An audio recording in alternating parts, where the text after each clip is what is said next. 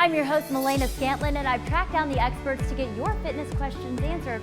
Take control of your life and get the body you've always wanted.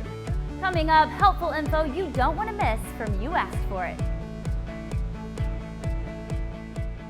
Here on the couch, we have the very knowledgeable Scott Herman, Sarah Dussault, and special guest, nutritionist, chef, and author of her latest book, Skinny Chicks Eat Real Food. Christine Avanti is here. Welcome, Christine. Thank you. Now, we discussed in our earlier installments how getting our diet in check plays a role with our overall health.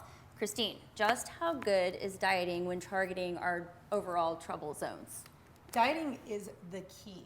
Don't get me wrong, exercise is extremely important as well, but if you're not eating properly, you're gonna actually cause your body to have hormonal imbalances that actually put weight on. And they can actually put weight on in specific areas such as the belly, such as the hips. So dieting is really important, and the key to it is stabilizing blood sugar. And so that's eating balanced meals every 3 to 4 hours. Now let's go to a viewer question on the iPad here. Okay, so this one's from Alicia. She gets confused when it comes to distinguishing the good fats from the bad fats. Is there an easy way of working out what fats we should be having and good ones we should be eliminating from our diet? Now this is a great question, but it also can be really confusing. Christine, what's the difference between good fats and bad fats, and how do we tell them apart? I would say the simplest way to tell apart a good fat from a bad fat is a good fat is actually liquid at room temperature and a bad fat is solid at room temperature.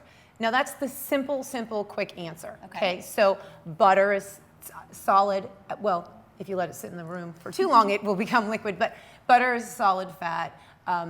Saturated fat like bacon grease, that solidifies once it sits out for too long. If it's solid outside, it's going to be solid in your bloodstream, meaning it's going to clog up arteries. If it's liquid, for example, olive oil, peanut oil, avocado oil, those types of oils are really good. They're called monounsaturated fatty acids, and they're actually good for us.